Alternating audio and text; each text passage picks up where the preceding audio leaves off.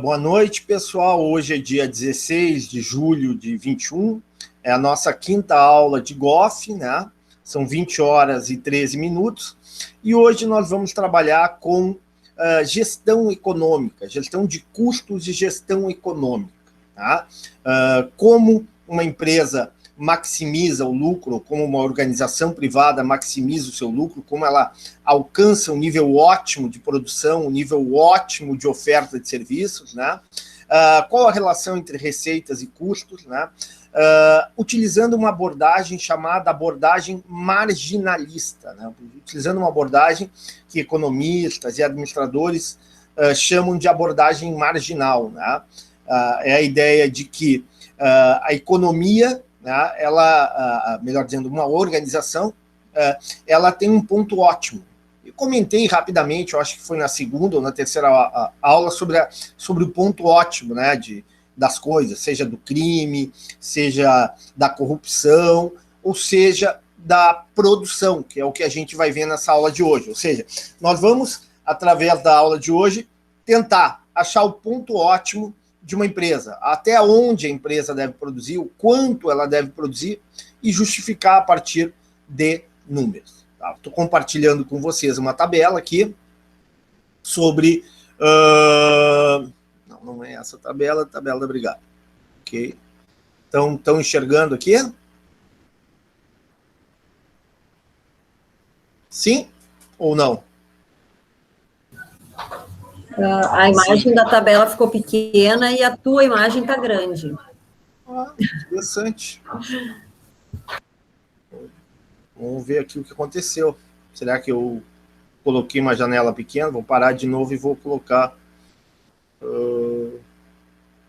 vou apresentar...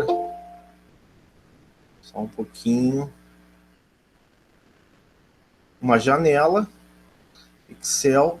Compartilhei. Continua pequena?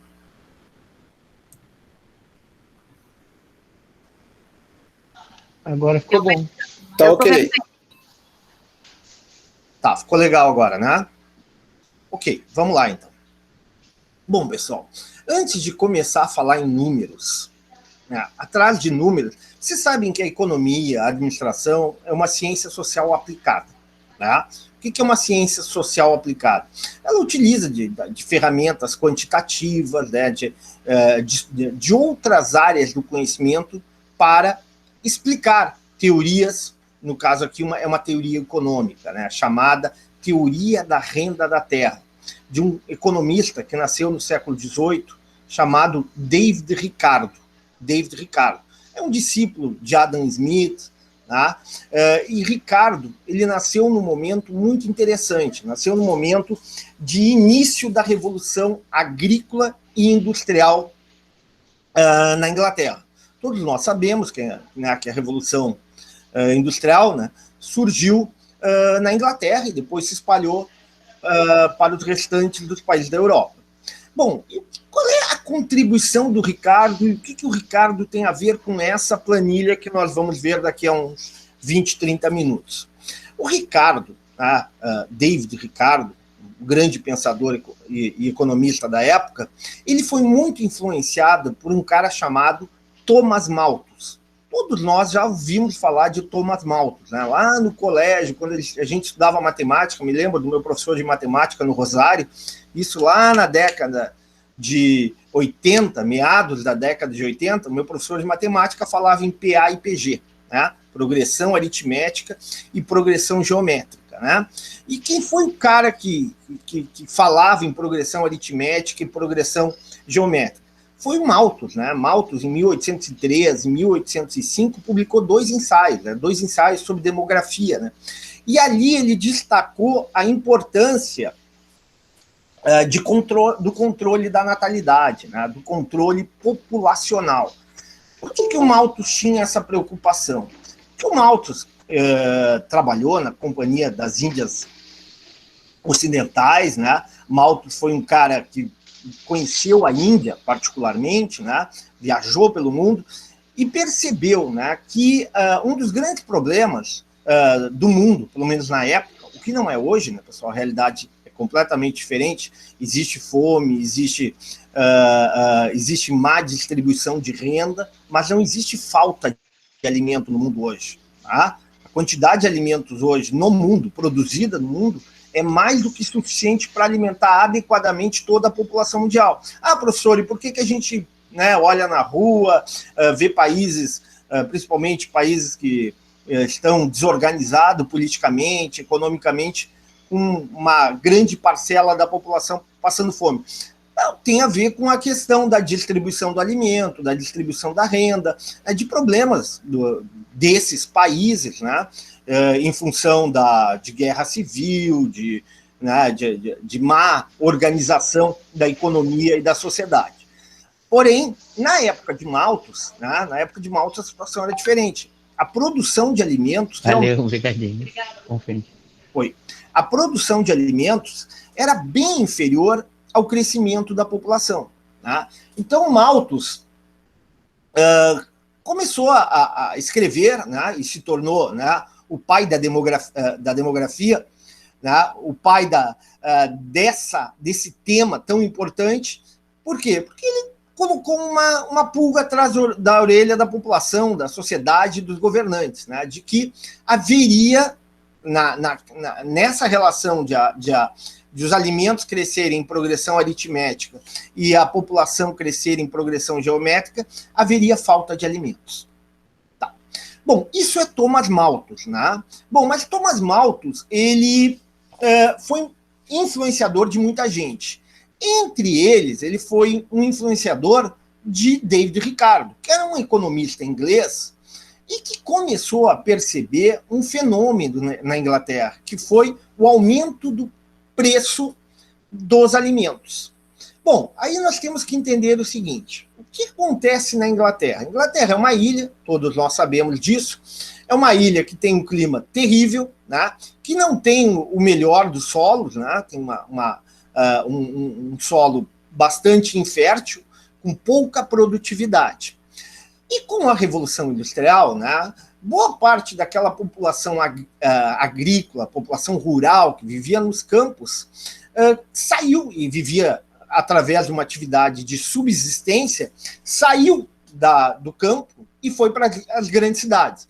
Em particular, duas grandes cidades abrigaram, né, essa população que veio do campo. A capital, evidentemente, Londres, né, e Manchester, né, que é uma cidade industrial e que, digamos assim, está para a Inglaterra como São Paulo para o Brasil, né, a cidade que historicamente agregava o maior número de indústrias, principalmente naquela época, né, indústrias têxteis. Bom, e aí o que acontece? Né? Essa população sai do campo e vai morar nas cidades e demanda alimentos. Tá? E demanda cada vez mais uma quantidade maior de alimentos. A população cresce, né? A população nas grandes cidades cresce, e o setor rural ele é um setor ainda atrasado. Né? A Revolução Industrial não chega de forma intensa, de forma significativa no campo. Né? As técnicas de produção, as formas de produção ainda são insuficientes para atender a esse crescimento da demanda por alimentos. Qual é a consequência quando eu tenho aumento da demanda por alguma coisa e os alimentos, né, não crescem na mesma proporção? Ou seja, eu tenho aumento da demanda por alimentos, né, e a oferta de alimentos cresce, porém cresce num ritmo inferior. A consequência, lógico, vai ser um aumento dos preços. Para agravar essa situação, né, e reforçar a chamada teoria da renda da terra do Ricardo, acontece uma grave crise num país chamado Irlanda, né, que faz parte do Reino Unido, né, e que tem uma população ainda mais pobre que a Inglaterra. Né. Todos nós sabemos que a Irlanda fica um pouco mais ao norte do que a ilha, né, a ilha onde fica a Inglaterra e Escócia, né? E o solo também não é muito atrativo, muito adequado para a produção de alimentos. Né? E qual era alimento principal da população irlandesa, né? Tubérculos, né? Em especial batatas. Né? E aconteceu o que os historiadores chamam, que ficou muito conhecida, a chamada praga das batatas. Né? E a praga das batatas reduziu drasticamente a produção de alimentos na Irlanda. Tá? O que justificou, inclusive, a saída de irlandeses e a ida de irlandeses, principalmente para os Estados Unidos. Tem vários filmes que mostram esse fenômeno. Né? Eu poderia falar, por exemplo, acho que aliás, eu vou falar de 2 filmes e, por coincidência, o ator é o mesmo. O Titanic, né? Na qual lá o Leonardo DiCaprio é irlandês, né? E vem para a Inglaterra, e vem da Inglaterra para os Estados Unidos, e outro filme na qual ele atua, chamado Gangues de Nova York. Acho que todos nós já assistimos esse filme, né? Gangues de Nova York. E o que tem esse filme de interessante, né? Esse filme tem de interessante que esses irlandeses chegam, principalmente na cidade de Nova York, New Jersey, naquela região ali, com uma mão na frente e outra atrás. Né? Uma população extremamente pobre, né? Uma população que é expulsa do seu país por falta de alimento, né? Por não ter as mínimas condições de subsistência, e que vai tentar uma nova vida nos Estados Unidos, principalmente. Uma parte vai para a Inglaterra, mas a maior parte dos irlandeses vai para os Estados Unidos. O que faz, né, com que sejam, né, como chegam em condições precárias, mal vestidos, sem nenhum estoque de riqueza, eles são tratados pelos nativos, pelos ingleses e pelos americanos que já moravam no continente americano. Eles são tratados como cidadãos de segunda classe. Bom, eu estou mostrando isso para explicar a teoria da renda da terra. Aliás, tem vários ex-presidentes americanos que têm origem irlandesa. O mais recente é o Bill Clinton. Se vocês olharem para o Bill Clinton e ver o rosto dele, o formato do rosto, que é um rosto redondo, né? Ele tem uma tez quase que vermelha, né? É o típico irlandês, né? Ou seja, famílias que vieram de origem pobre, né? E que, através do seu trabalho, do seu esforço, conseguiram crescer, ascender socialmente na sociedade americana. Bom, e o Ricardo, né, o David Ricardo, percebeu tudo isso, percebeu essa movimentação, esse aumento dos preços, essa saída, essa fuga de irlandeses, ingleses, né, devido ao elevado custo de vida. E aí o Ricardo decidiu formular uma teoria, tentar explicar o que estava acontecendo, por que estava ocorrendo o aumento dos preços, né? Por que estava ocorrendo o aumento dos preços dos alimentos. E o Ricardo chegou à seguinte conclusão: à medida em que a população demandava mais e mais alimentos, né, havia uma pressão no setor agrícola para expandir a área cultivada, para expandir o tamanho das plantações. Só que, novamente, vou lembrar que nós estamos falando, né, da realidade do Ricardo, né, do século XVIII, que é uma realidade, século XVIII, XIX, que é uma realidade em que tu tem baixíssima produtividade agrícola aliada a um solo extremamente infértil, que é o solo inglês. Bom, e aí? Aí os produtores ingleses buscavam aumentar a produção agrícola, utilizando mais fertilizantes, utilizando mais insumos, mais recursos. Só que, à medida em que expandiam a área agriculturável, essa área acrescida era uma área ainda de menor qualidade, era uma área ainda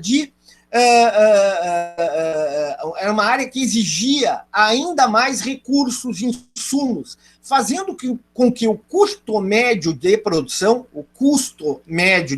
crescesse, tá? Transferindo esse aumento do custo médio para o preço dos alimentos. Tá?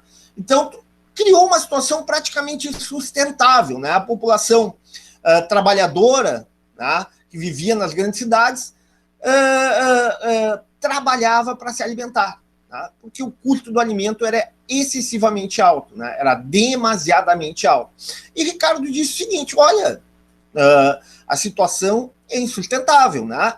Essa pressão demográfica, esse aumento da população, está exigindo cada vez mais um aumento da produção. Só que a produção cresce num ritmo, a produção agrícola vai estar crescendo num ritmo que é inferior ao crescimento populacional.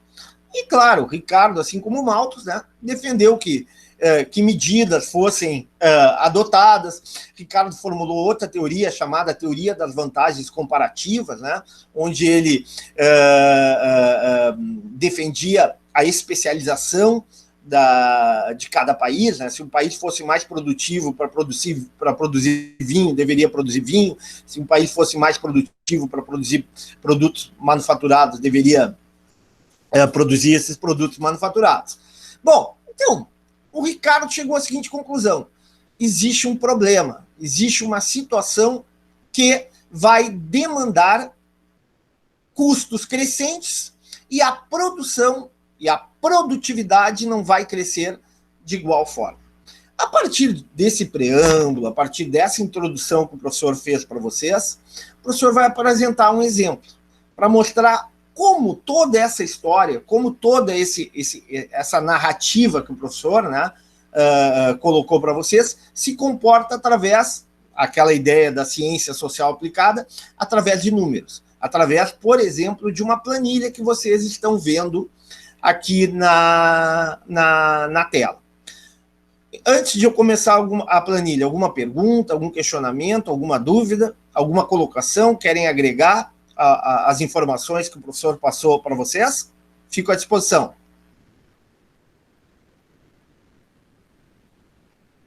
Entenderam? Já sabiam dessas histórias?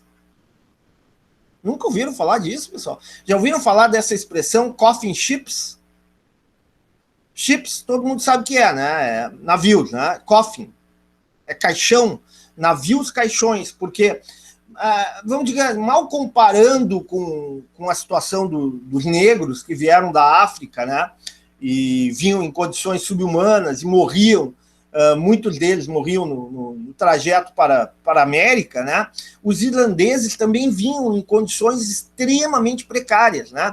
Famílias, crianças, tentavam atravessar o Oceano Atlântico principalmente para a América do Norte, né, principalmente para os Estados Unidos, né, e boa parte, ou uma parcela significativa dessas famílias, ou crianças, ou pessoas mais idosas, morriam no trajeto, né, dadas as condições, dificuldade de transporte, as precárias condições de higiene, né.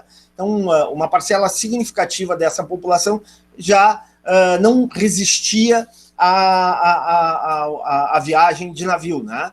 Consequentemente, esses navios foram apelidados na Inglaterra e nos Estados Unidos de coffin ships, né? Navios caixões, né? Justamente devido a esse fato.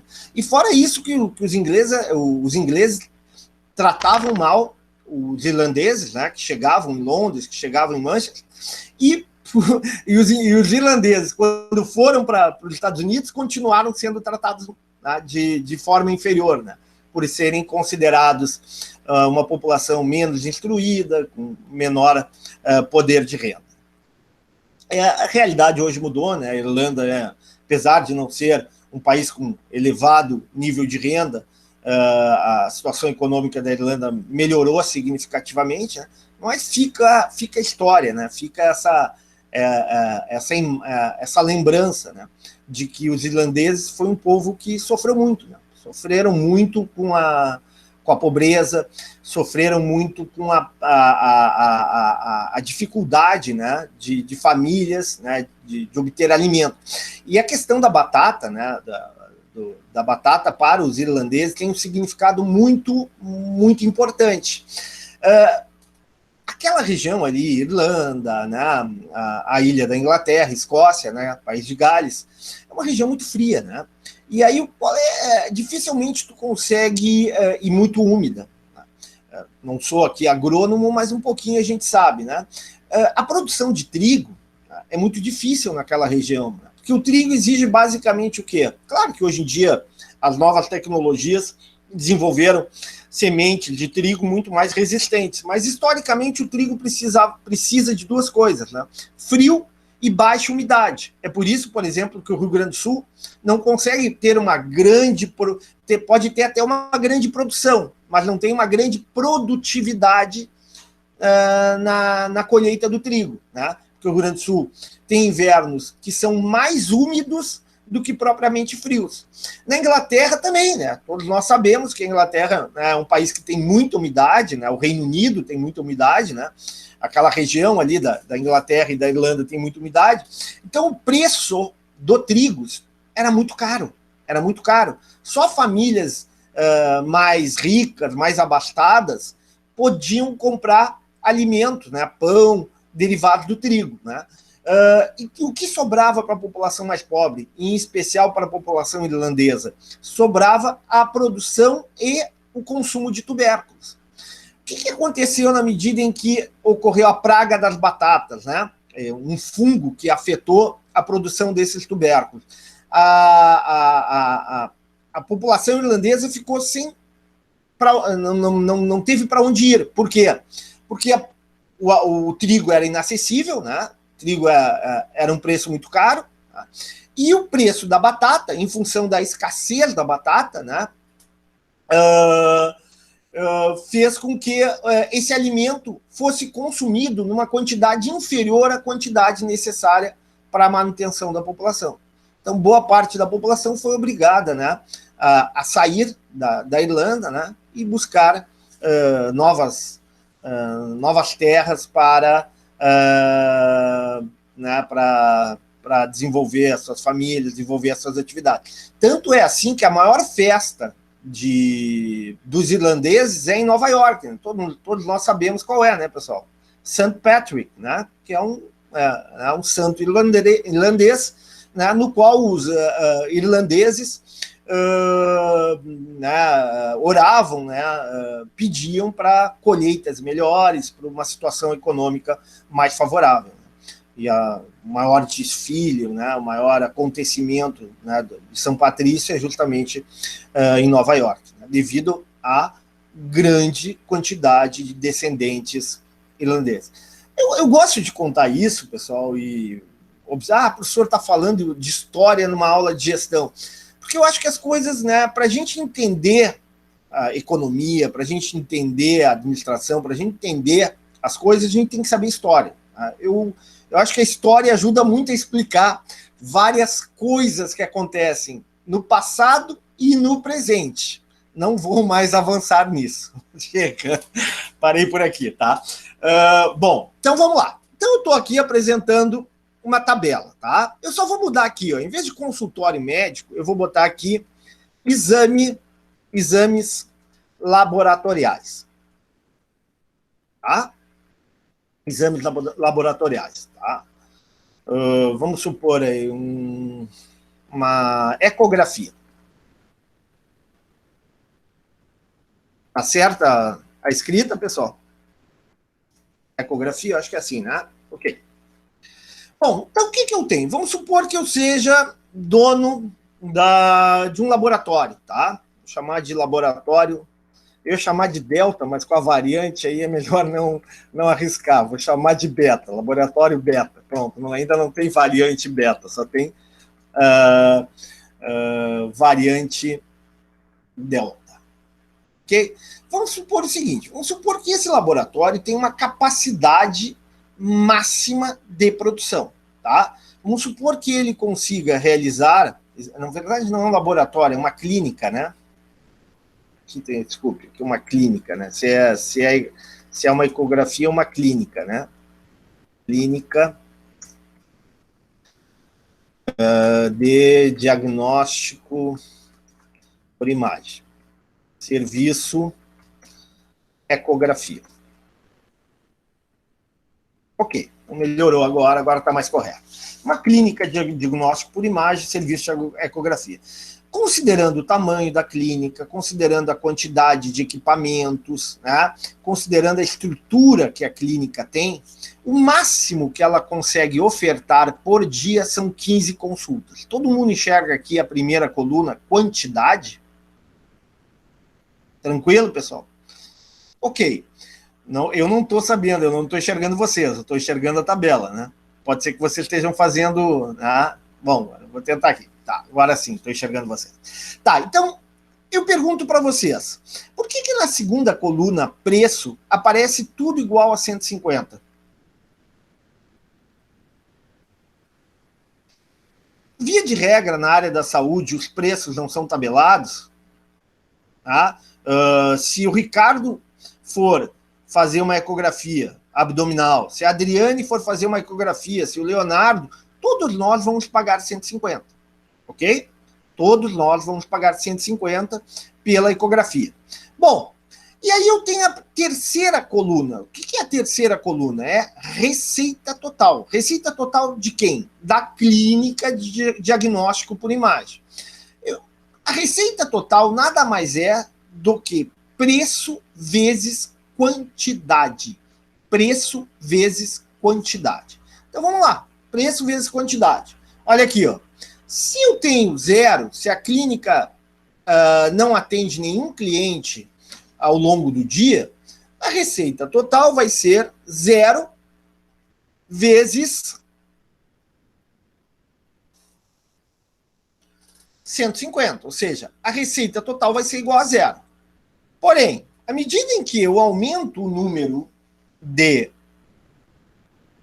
diagnósticos, de ecografias, a minha receita tende a aumentar.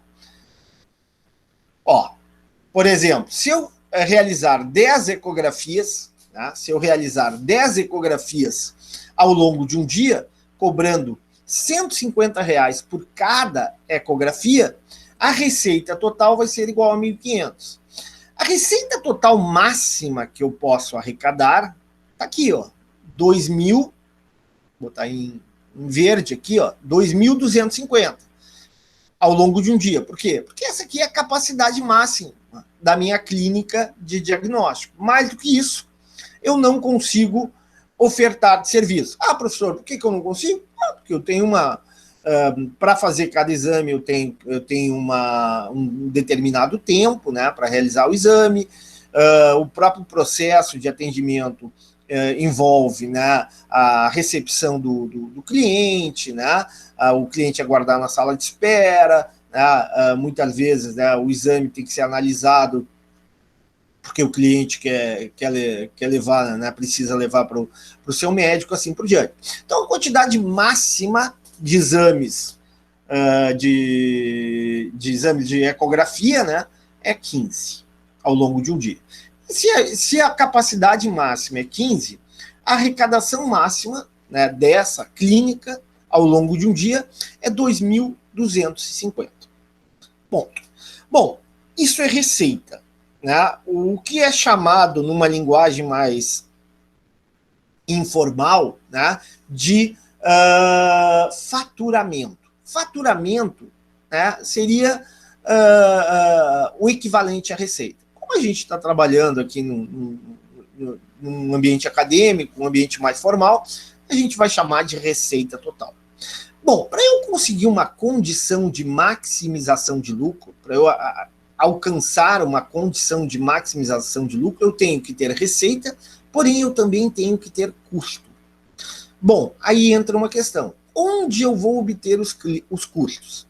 Bom, eu vou obter os custos junto lá ao setor responsável lá da clínica de diagnóstico, né, para levantar esses custos. Basicamente, eu posso dividir custos em dois tipos. Custo fixo, tá aqui, ó, pessoal, custo fixo, vou botar aqui para vocês, custo fixo e custo variável. Custo variável. Esses dados aqui, pessoal, esses dados de custo fixo e custo variável são dados que eu obtenho no setor responsável, no setor que fica controlando, né, as despesas com insumos, as despesas com pessoal, as despesas com aluguel, as despesas com pagamento de impostos, tá? Todo tipo de custo, né, ou despesa necessários à operação da clínica, né? A operação da clínica beta, ok? Da clínica beta. Bom, então eu obtive essa informação, eu obtive no setor de custos. Então eu tenho aqui a quantidade máxima, que é 15. Com base nessa quantidade máxima e no preço que eu cobro por ecografia, eu tenho a receita total. Eu tenho aqui, obtido do setor de custo, com notas fiscais, com informações desse setor da clínica, eu tenho custo fixo e custo variável. Bom, eu pergunto para vocês, o que seria o custo fixo? Alguém sabe me dizer, de uma clínica de diagnóstico por imagem, o que seria um custo fixo? Hein? Para que o professor não fique falando sozinho? Primeiramente, qual é o conceito de custo fixo? Ninguém tem ideia do conceito de custo fixo? Custo fixo é aquele custo que independe, é aquele custo que não varia, né, que independe da quantidade produzida ou ofertada. Ou seja, o custo fixo é um custo constante, é um custo que não é alterado pelo volume de produção ou pelo volume de serviços. Por exemplo, nessa clínica de diagnóstico por imagem, se essa clínica tiver uma sala ou um ambiente, né, uma loja que seja alugada, isso será um custo fixo, né?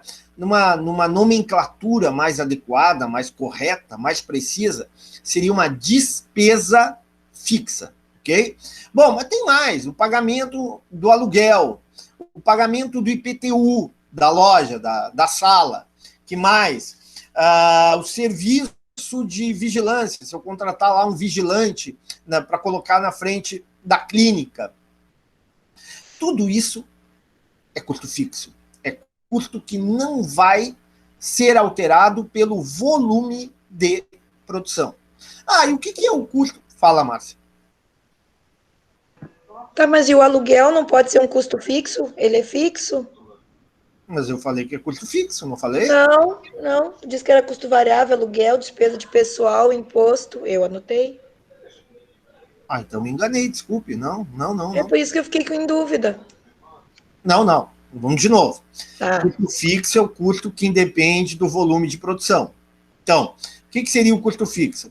O aluguel da sala, da clínica, o IPTU da clínica, o serviço de vigilância, né, o vigilante, né, que monitora, que faz aquele controle da chegada de pessoas, né? Todos aqueles custos que independem, que não são afetados pelo volume de produção ou pelo volume de serviço, tá? Então, numa clínica seria isso, né? Se eu contratar, por exemplo, uma secretária na minha clínica, tá? Ou um secretário, independente, né, do gênero, seja secretário ou secretária numa clínica, o que eu vou ter? Eu vou ter um custo fixo. Nesse caso, essa mão de obra, para mim, é um custo fixo. Porque se não chegar nenhum cliente, ou se chegar um cliente, eu vou ter que pagar pelo seu serviço. Então, o custo fixo é aquele custo que independe do volume de produção. Querem outro exemplo? No caso da energia elétrica da minha clínica, eu vou chamar a energia elétrica, o gasto de energia elétrica, a despesa de energia elétrica, como custo semivariável. Professor, agora inventou um novo conceito. Por que semivariável? Porque é o seguinte, não existe a chamada tarifa básica, né, uma quantidade que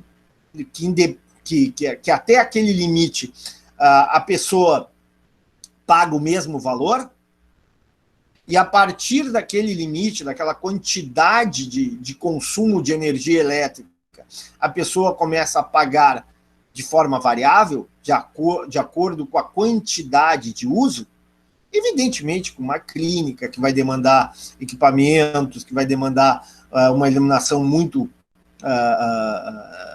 adequada, necessária para procedimentos dessa monta, né, vai ter a parte variável, mas pode ocorrer eventualmente, né, de tu ter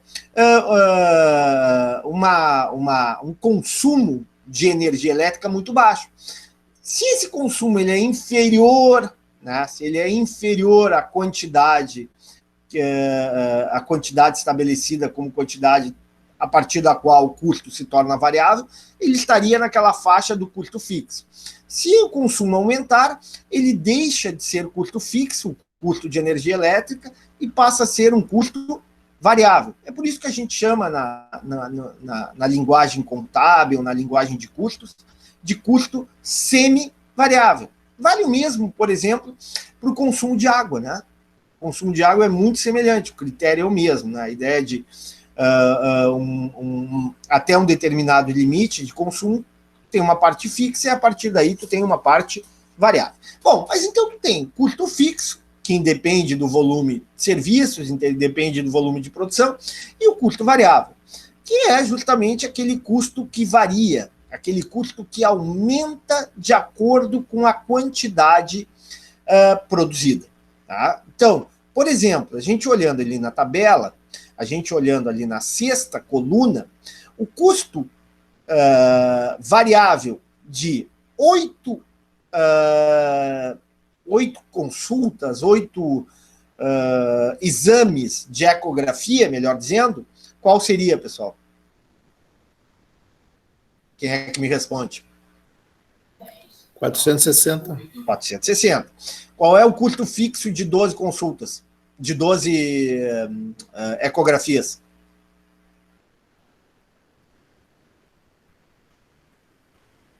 100. 100, é evidente, né? Porque o custo não varia.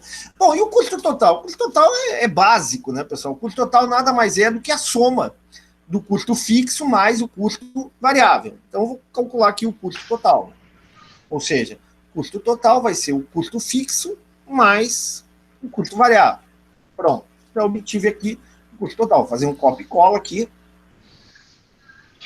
e vou copiar aqui. Pronto.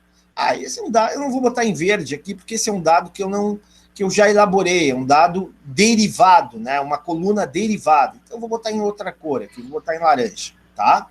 É uma coluna derivada. Porque eu tinha a quantidade, eu sei que a quantidade máxima é 15 ecografias por dia, eu sei que o preço, essa aqui também é uma coluna derivada, vou chamar de coluna derivada, que é a receita total, tá? Receita total e custo total são colunas derivadas, tá? Bom, agora eu quero obter o lucro total, né? Então vou chamar aqui de custo total, tá? Custo total.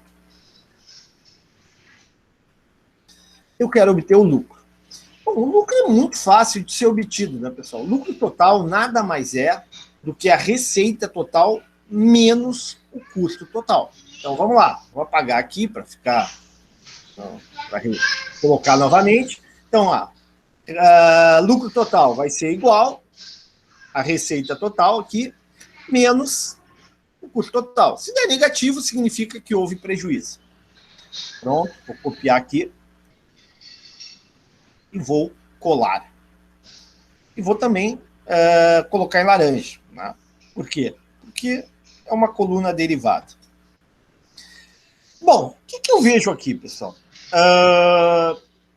Existe possibilidade de eu ter prejuízo realizando ecografias? Sim ou não?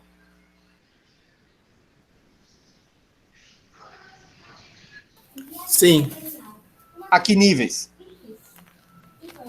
Até 2 exames, não, até um exame por dia, né? Até um exame por dia. Então, eu vou botar aqui, ó, botar na coluna aqui, ó, botar aqui na coluna, vou botar em vermelho. Opa! Vermelho significa o quê? Significa que a zero quantidade ou a uma quantidade, né, a empresa, a clínica de diagnóstico por imagem terá prejuízo. Ou seja, do ponto de vista econômico, é uma região não relevante. A partir da do segundo serviço de ecografia, da segunda ecografia, eu começo a ter lucro. Eu pergunto para vocês, até onde eu vou ter lucro? Melhor dizendo, até aonde eu vou obter o lucro máximo? Com quantas ecografias por dia? 11. 11 e 12. Não dá para enxergar aqui, ó. 11 e 12? Uhum. Sim ou não? Sim. Tá, vamos botar em azul aqui. Ótimo. Então, eu já tenho aqui uma faixa, né? Uma faixa onde eu obtenho lucro, né? Entre 11 e 12 diagnóstico por imagens, ou seja, entre 11 e 12 ecografias. Tá? Entre a segunda ecografia e a 10ª ecografia, eu tenho lucro? Sim ou não? Sim. Esse lucro é crescente? Sim. E ele cresce até a 11ª ecografia. Da 11ª para a 12ª, não se mostra inalterado, né? O lucro total permanece o mesmo. E a partir da 12ª consulta, o que vai acontecer? Eu continuo tendo lucro. Porém, o lucro vai diminuir. Dá para enxergar isso ou não? Sim. Todo mundo enxerga isso? Não tô enxergando, eu que não estou enxergando vocês. Dá para ver. Tá claro até aqui? Porque agora vai complicar. Agora está muito facilzinho. Daqui a pouco complica. Alguma dúvida até aqui? Por favor, perguntem. Tá bem tranquilo? Tá, vamos lá. Então, aqui o que eu tenho? Eu tenho ali a zona vermelha, que é uma zona que eu não vou trabalhar, né? Eu não vou trabalhar para ter prejuízo, tá? Eu vou me concentrar, eu vou trabalhar entre duas ecografias e 15 ecografias por dia. Eu já sei, pela minha tabela, que eu vou maximizar o lucro entre a 11ª e a 12ª ecografia. Professor, a primeira pergunta, né, que vocês, ou pelo menos o que deve estar passando pela cabeça de vocês, é o seguinte: mas por que eu não maximizo o lucro na 15ª? Né? Para mim, na minha cabeça de médico, na minha cabeça de enfermeiro, na minha cabeça de dentista, quanto mais eu realizar ecografias, quanto mais eu realizar o diagnóstico por imagem, mais eu vou faturar. É verdade isso ou não? Mais eu vou faturar? Sim. Não necessariamente, né? Até um ponto. Não. Acho que tu fatura Vou mais. repetir a pergunta. Vou repetir a pergunta. Quanto mais eu realizar diagnóstico por imagem, maior será a minha receita total? Sim ou não? Na minha opinião, sim. Sim, sim. Todo mundo concorda que quanto mais eu atendo, quanto mais ecografia eu realizo, maior a minha receita total? Sim. Não há dúvida quanto a isso, né? Ou seja, se eu realizar 11 ecografias, a minha receita total é 1.650. Se eu realizar 12, é 1.800. Se eu realizar 13, a minha receita total é 1.950. Se eu realizar 14, é 2.100. E se eu realizar 15, é 2.250. Ou seja, à medida que eu aumento a minha receita, a minha quantidade de serviços, a minha quantidade de exames de ecografia por dia, aumenta a minha receita total. Ponto. Bom, mas professor, por que aumentando a minha receita total, eu diminuo meu lucro a partir da 12ª ecografia? Quem é que pode me responder? Porque aumentou o custo. De repente, para fazer mais exame, tu vai ter que contratar mais funcionário. Um exemplo. Mas o custo não está sempre aumentando? Onde é que o custo? Vamos olhar aqui o custo total. Ele, em algum momento ele foi reduzido? Não, mas à medida que a gente passa do 12º para o 13º exame, ele aumenta de uma forma proporcional maior do que ele vinha aumentando. Quem é que está falando? É Luiz Carlos. Luiz Carlos, boa. O que acontece é o seguinte, aí entra o Ricardo, né? Entra tudo aquilo que o professor, toda aquela história que o professor contou dos irlandeses, do Malthus, né? Da teoria da renda da terra do Ricardo. É aí que o Ricardo vai mostrar, né? Através da obra dele, o Ricardo diz o seguinte, olha, se eu continuar aumentando a produção de alimentos, o que vai acontecer? Vai acontecer o seguinte, eu vou utilizar cada vez mais terras menos férteis. Terras menos férteis são menos produtivas. Mais do que isso, terras menos férteis exigem mais insumos, eu preciso nivelar essas terras, o trator na qual eu vou passar o arado ali vai quebrar mais vezes, porque tem mais pedras, porque o solo não é adequado, né, ao uso de maquinário agrícola. Moral da história, vai chegar um ponto em que os custos para produzir se tornam crescentes, mais do que isso, melhor dizendo, os custos para produzir crescem a taxas crescentes. Os custos sempre crescem. Observem aqui, ó, o custo total era 100, passou para 200, 280, 340. Os custos sempre crescem. No primeiro momento, se vocês observarem com detalhe, com cuidado, essa coluna de custo total, vocês vão observar que eles crescem, porém a taxas decrescentes. Eu pergunto, até onde o custo total cresce, porém a taxas decrescentes? Até quantas ecografias? Quem é que me responde essa? Opa, silêncio? Ninguém conseguiu entender a pergunta do professor? É só olhar aqui para o custo total. Vamos de novo. Qual é a pergunta que o professor fez? Tá? Até o quinto exame. Até o 5º exame, né? Perfeito. Quem é que falou? O Luiz Carlos. Luiz Carlos. Ótimo, Luiz Carlos. Até o 5º, dá para enxergar isso, que até o 5º exame, o custo total cresce. Aliás, o custo total vai crescer sempre. Sempre vai crescer o custo total. Por quê? Porque, por que vai crescer sempre o custo total? Porque eu tenho um custo fixo e o custo variável ele vai aumentar à medida que eu aumento a quantidade de insumos, de matéria-prima, de serviços. Então, o custo total vai crescer sempre. Porém, eu tenho dois momentos. Eu tenho um momento em que ele cresce a taxas decrescentes e depois um momento que ele cresce a taxas crescentes. Vou repetir. Eu tenho um determinado momento que ele cresce, porém a taxas decrescentes, e um segundo momento que ele continua crescendo, ele continua aumentando, porém cresce a taxas decrescentes. Então, olhando aqui para a tabela, o que eu vejo aqui na coluna de custo total? Estou aqui na coluna de custo total. Que o custo total cresce, porém cresce de forma decrescente, né, a partir da primeira consulta até a 5ª consulta. Dá para enxergar isso?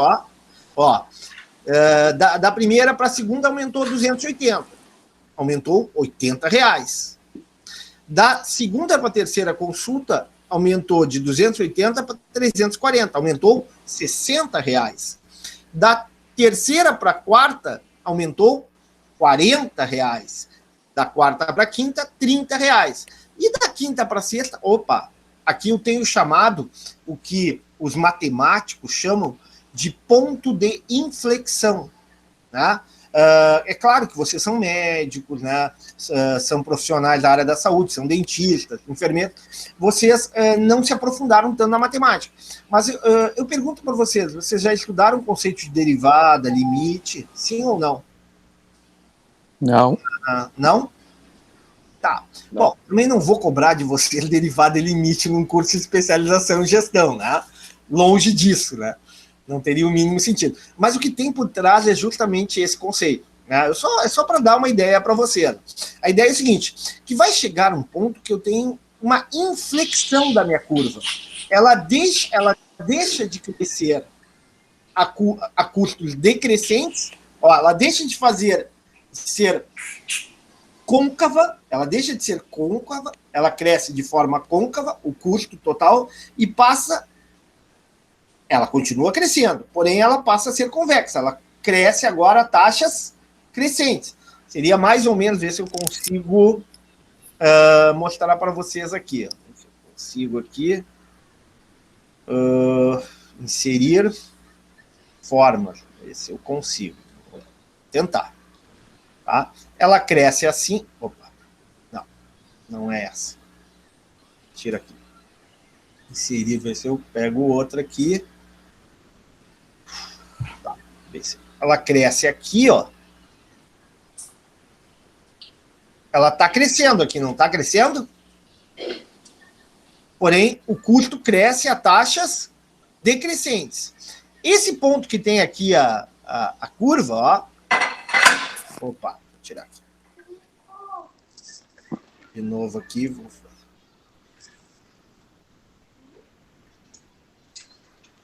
Bom. Tá. Isso aqui é um crescimento da curva de custos a taxas decrescentes. Vai chegar um ponto que vai ter o chamado ponto de inflexão. O que é o ponto de inflexão? Eu vou continuar crescendo, só que agora eu cresço a taxas... Opa, não estou conseguindo aqui. Puxa. Inserir formas... Aqui. Tá. Vai chegar um ponto que eu vou continuar crescendo, porém eu vou crescer a taxas crescentes. Ó, dá para enxergar aqui mais ou menos, pessoal? Um pouquinho aqui, ó, para baixo, ó. Eu teria mais ou menos essa situação aqui, ó. Eu cresço, os custos crescem, porém a taxa é decrescente. Chega um ponto, chamado ponto de inflexão na matemática, em que ele continua crescendo, porém ele passa a crescer de forma crescente. Bom, isso é matemática. Vamos ao que interessa aqui. Economia, gestão de custos. Por que isso ocorre?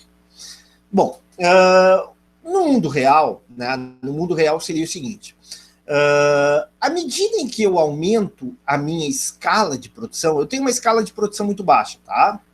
Vamos supor que eu tenho uma escala ali de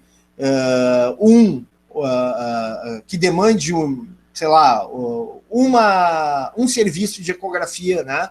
A gente pode botar, em vez de aqui, pode pensar em 100, 200, 300, não interessa o número, tá? Mas para um serviço de ecografia, eu tenho uma escala de produção baixa.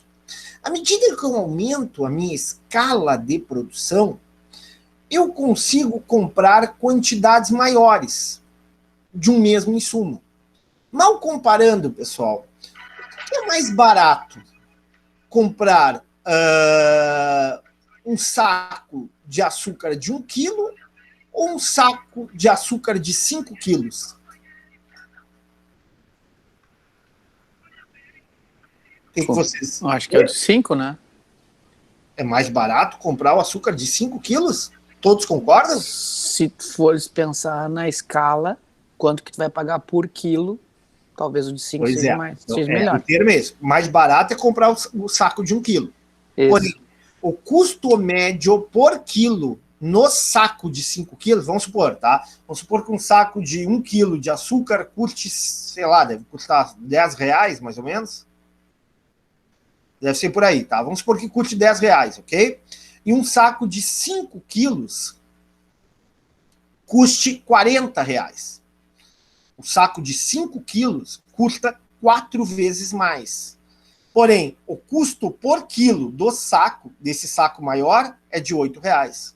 Já o custo por quilo do saco de um quilo apenas é R$10. Ou seja, o custo total é maior. Porém, o custo médio por quilo de açúcar é mais baixo.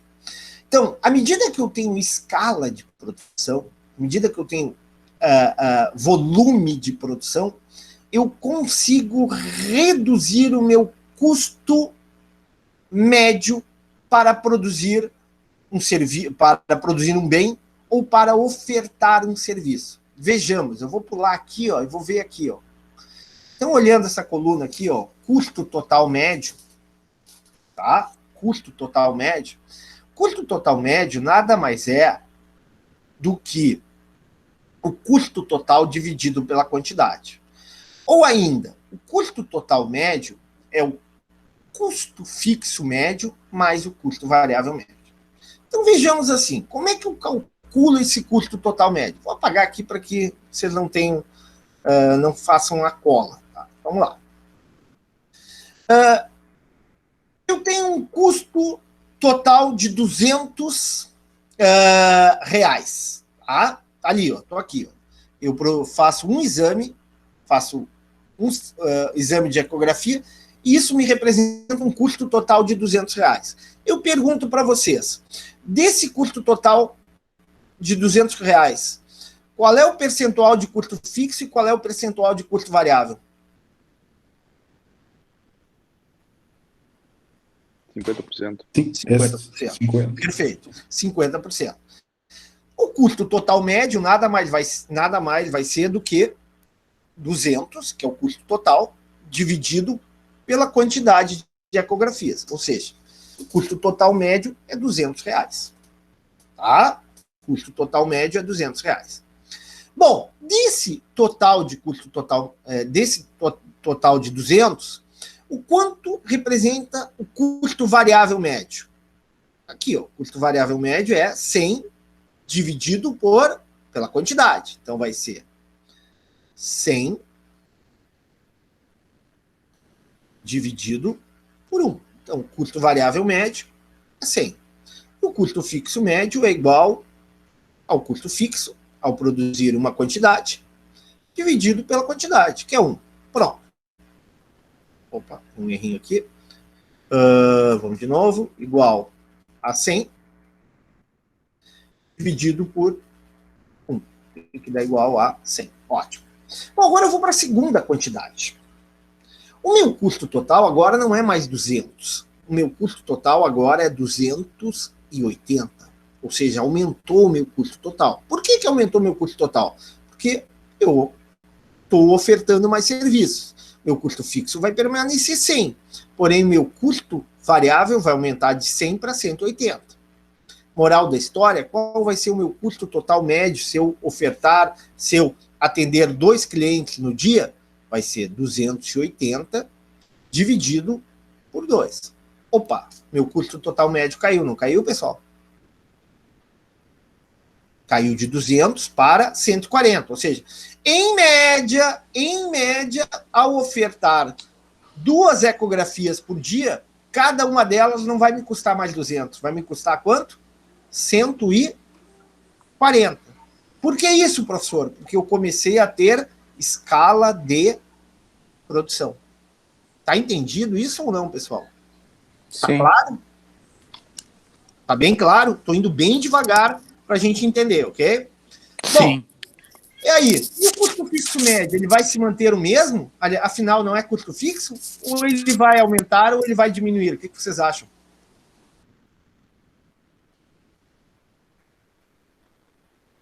Ele vai diminuir.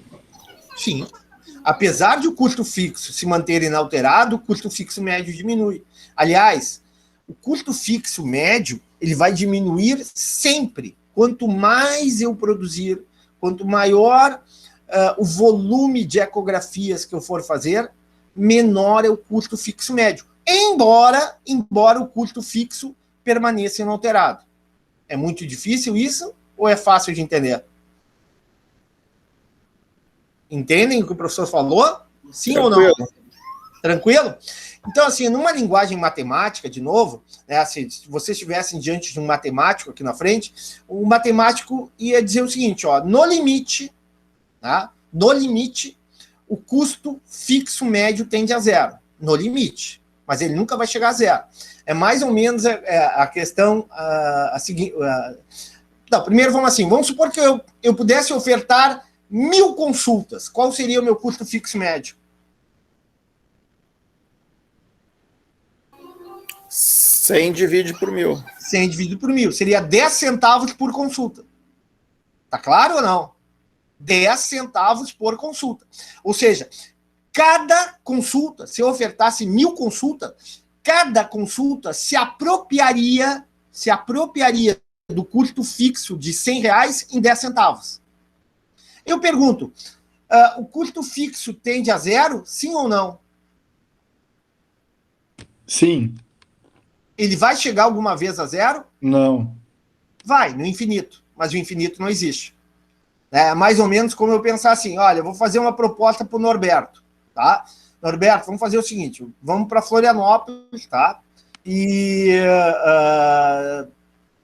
assim que tu chegar em Florianópolis, eu vou te dar o prêmio da loteria. Mas a regra é a seguinte, tá? Tu vai andar, Florianópolis, Porto Alegre, é 480 quilômetros. Tu vai andar metade do caminho por dia. Ou seja, o primeiro dia tu vai andar 240. O segundo dia tu vai andar 120. O terceiro dia tu vai andar 60. O quarto dia tu vai andar 30. O quinto dia tu vai andar 15. E por aí sim, 7,5, assim por diante. Em algum momento o Norberto vai pisar o pé dele em Florianópolis? Sim ou não? Esse é o conceito de limite. Esse é o conceito que os matemáticos usam para explicar o limite. No limite, no infinito, o Norberto vai chegar em Florianópolis. Bom, mas daí o professor não vai precisar mais pagar o prêmio da loteria, porque infinito, né, a gente não alcança, né? Então, a ideia é essa. A ideia é de que o que eu tenho aqui? O custo fixo médio sempre será decrescente. Estão entendendo? Então, aqui, ó, vou fazer agora um copia e cola aqui, ó, para mostrar que o custo fixo médio... Opa. Desculpe. Opa. Tá? Fazer um copia e cola aqui, ó. Que o custo fixo médio vai sempre diminuir. Tá? Sempre diminuir. Pronto. E o custo variável médio aqui na segunda ecografia, quanto é que é? É nada mais do que o custo variável, que aumentou, né? Por que aumentou de 100 para 180? Porque eu estou usando mais insumos, porque eu estou usando mais contraste, porque eu estou demandando mais hora médico, assim por diante. Moral da história, né? Eu tenho um custo variável maior, mais alto. Então, custo variável médio vai ser 180 agora dividido por 2. Ah, professor, mas tudo bem, custo variável aumentou de 100 para 180, mas o custo variável médio aumentou ou diminuiu? O custo variável aumentou, concordam? Porém, o custo variável médio diminuiu. Por que o custo variável médio diminuiu? Já falei. Qual é a explicação, pessoal?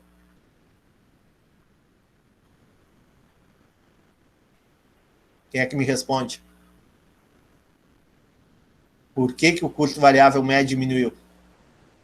Se o custo variável aumentou.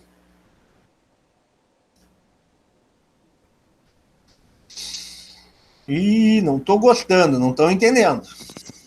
Pela O que escala... o professor falou? Estou escutando televisão aí, está com a telinha do WhatsApp, do YouTube. Pessoal, o que o professor falou? Que é a escala de produção. Na medida que eu tenho... Lembra que eu falei do açúcar? Na medida que eu tenho escala de produção, o custo para comprar o insumo não se torna mais barato, custo por insumo, o custo por unidade comprada do insumo não se torna mais barata. Moral da história, o meu custo variável aumentou, mas o meu custo variável médio vai diminuir.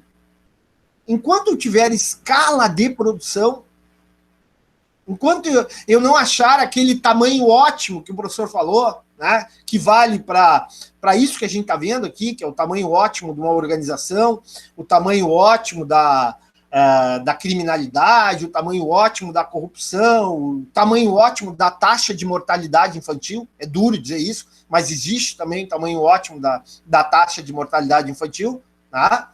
Enquanto a gente não achar enquanto a gente não alcançar isso, a gente não acha o tamanho ótimo da empresa. Então, o que a gente está fazendo? A gente está avançando, né, fazendo um exemplo hipotético, um exemplo bem simples. Claro que eu poderia complicar muito mais, eu poderia colocar uma planilha muito mais elaborada, tá? De uma clínica ou de um hospital, por exemplo, e ficaria muito mais complexo de entender a ideia, o conceito.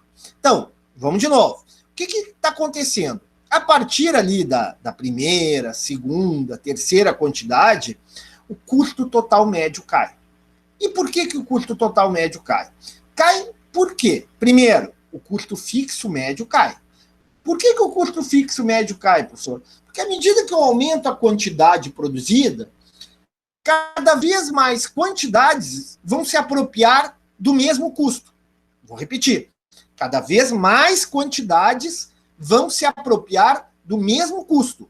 Então, se eu produzir uma ecografia, se eu realizar o serviço de uma ecografia, o custo fixo vai toda naquela ecografia, vai os R$100 naquela ecografia. Agora, se eu ofertar 10 ecografias, o custo fixo é 100. Agora, cada ecografia vai ter um custo, vai se apropriar, vai receber R$10. Entenderam ou não? Ficou claro esse raciocínio? Então, o custo fixo médio vai ser sempre decrescente. E o custo variável médio? Bom, o custo variável médio entra aquilo que o professor falou, do Malto, do Ricardo. Num primeiro momento, eu vou utilizar terras mais férteis. Eu vou usar terras mais produtivas. A minha produtividade cresce. Eu vou usar uma escala de produção maior. Se eu tenho escala de produção maior, eu vou comprar o insumo lá necessário para o exame de ecografia a um custo médio mais baixo. A um custo unitário menor. Então, num primeiro momento, o que eu tenho? Eu tenho custo fixo médio caindo e custo variável médio também caindo. Tá aqui, ó. Vou botar aqui, ó. Copiar e vou até aqui, ó. Tá aqui. Ó, não está caindo o custo fixo médio aqui, pessoal? Estão enxergando que ele está caindo sempre e vai cair sempre à medida que aumenta a quantidade de ecografia? E o custo variável médio aqui também não está caindo? Enquanto o custo variável médio estiver caindo, eu estou tendo ganhos de escala. Eu não cheguei ainda ao tamanho ótimo da minha organização. Eu não cheguei ao tamanho ideal da minha cidade. Né? Eu não cheguei ao tamanho ótimo da minha clínica de diagnóstico por imagem. Bom, vai chegar um ponto que eu vou ter o chamado ponto de inflexão. Vou continuar. Ó, diminuiu, ó, custo variável médio está sempre diminuindo. Opa, olha o que aconteceu aqui, pessoal. A partir de quando o custo variável médio começa a aumentar? Olhem aqui para a coluna. Oitavo exame. Do oitavo para o nono exame. Isso.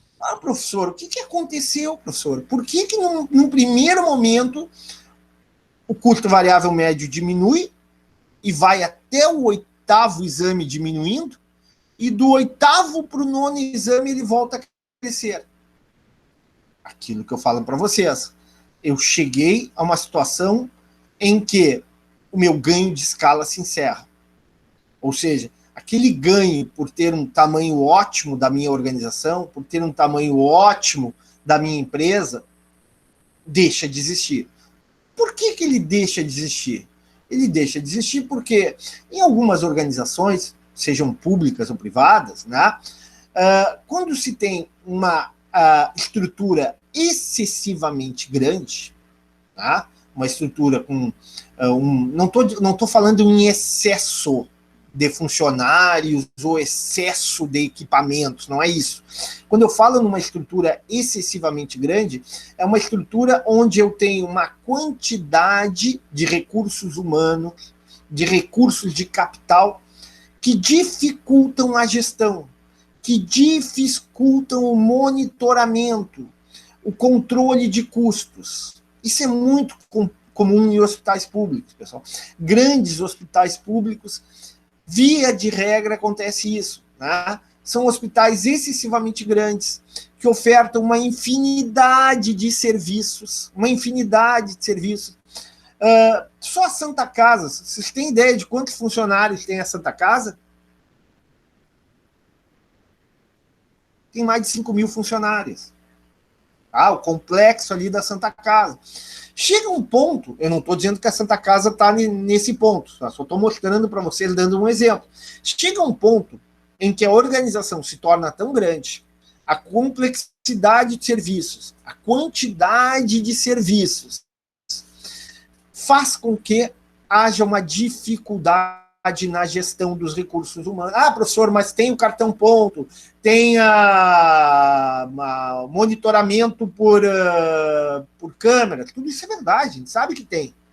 Porém, mesmo assim, quando eu tenho situações de organizações exageradamente grandes, eu crio um estímulo não é a melhor expressão, tá? Eu crio condições, eu crio oportunidades para a queda da produtividade. Não é queda da produção. Produção e produtividade são coisas diferentes, tem que ficar bem claro. A produção vai continuar crescendo, lá na Santa Casa vai continuar aumentando o número de exames, o número de procedimentos cirúrgicos, né? O número de serviço de raio-x. A produção cresce, porém a produtividade associada a esse aumento, né, de serviço é menor. E quando a produtividade cai, os custos sobem. E se os custos sobem, eu vou ter uma diminuição no meu lucro.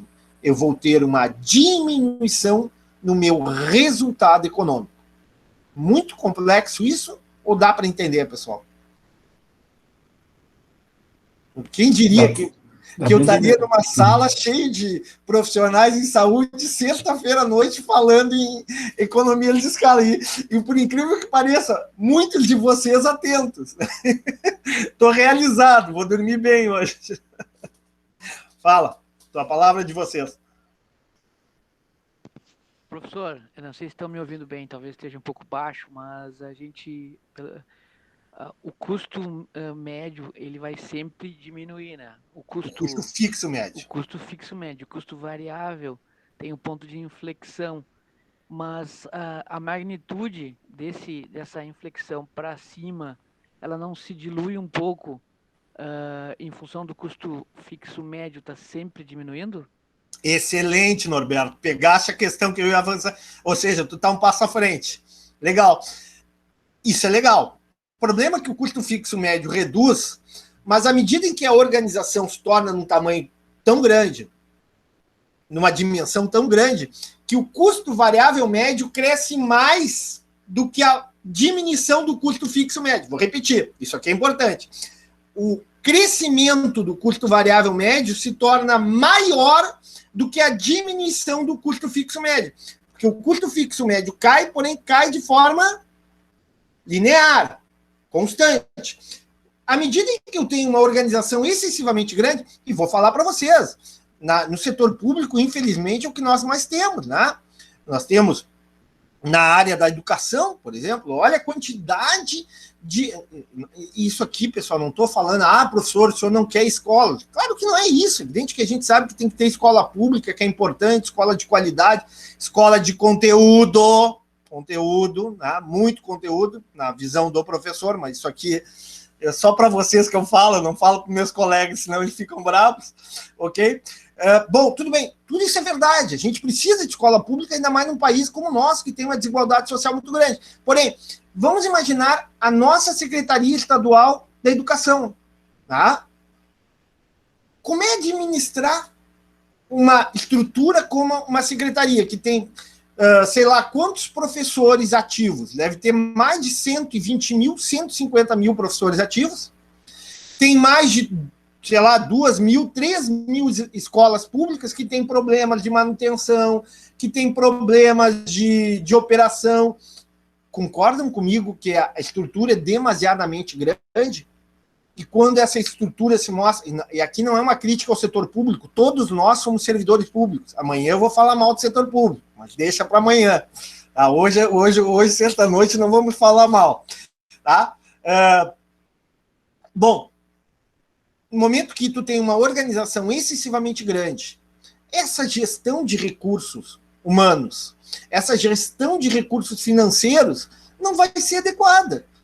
Ah, professor, é culpa das professoras? Não, não é culpa do magistério, não é culpa do secretário, sei lá, do PSDB, do PT, do sei lá qual, do PMDB, todos os partidos que passaram. Tu tem uma gestão cuja ineficiência, ela existe devido às condições, devido a uma estrutura demasiadamente grande. Então, por exemplo, um conserto de um telhado de uma escola na cidade, sei lá de qual, de Travesseiros, lá no interior do Rio Grande do Sul.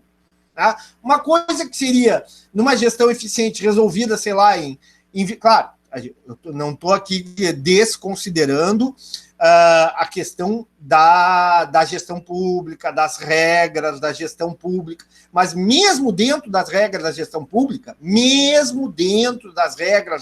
pública, né, o tamanho excessivo faz com que haja uma demora maior para licitar ou para realizar o serviço, para fazer a gestão mais adequada dos recursos humanos, né? A transferência de professores, faltou professor de física, faltou professor de, sei lá, de biologia, de português, fazer essa gestão mais eficiente. Então, o que tem por trás dessa tabela é a ideia de ganhos e perdas de escala. Ganhos e perdas de eficiência econômica, decorrente do quê? Do tamanho das organizações, do tamanho de uma estrutura. E aí entra aquele conceito que o professor já falou para vocês e vai repetir, o tamanho ótimo das coisas. Uma organização, seja ela pública ou privada, tá? Seja ela com fins lucrativos ou não, ela tem um tamanho ótimo. E esse tamanho ótimo é que nós estamos, através de números, através de cálculos, os mais variados, e vai ter mais cálculo até o final da aula, a gente está mostrando. Né? Ou seja, o professor está traduzindo numa linguagem matemática a teoria econômica. Né? Tudo aquilo que o professor começou falando sobre David Ricardo, aliás, Ricardo, né? Um bom nome, né? Não sei se o Ricardo está aí hoje, que o Ricardo hoje não está aí.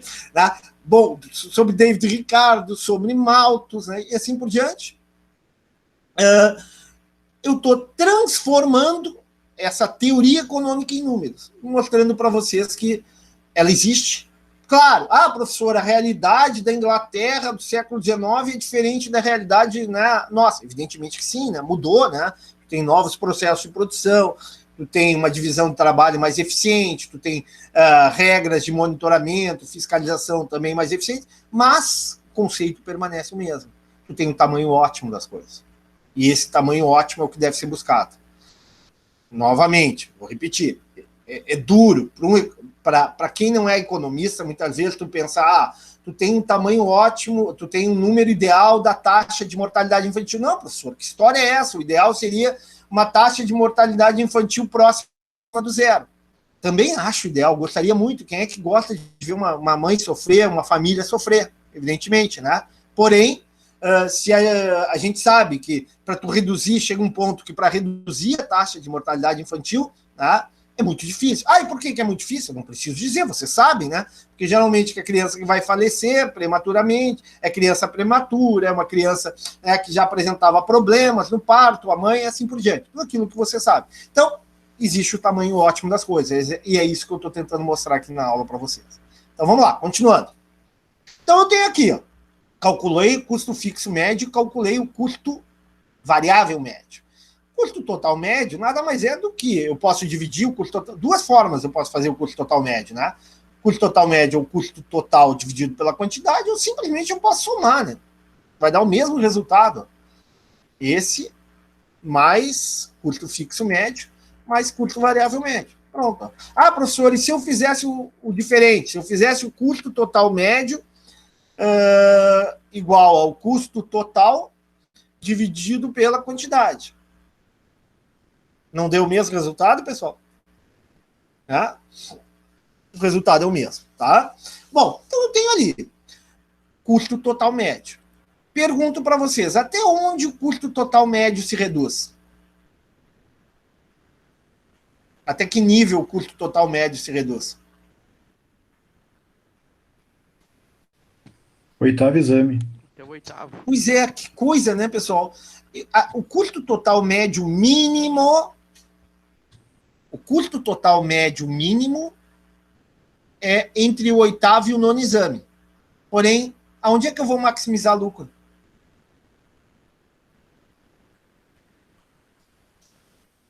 Que coisa esquisita, né? Custo total médio mínimo é entre o oitavo e o nono exame, mas eu vou maximizar lucro aonde? Vou mostrar para vocês aqui, pessoal. Onde é que eu estou maximizando o lucro? No 11º e 12º. Entre o 11º e 12º. Por que isso, professor? Porque existe uma coisa chamada abordagem marginalista. Abordagem marginal.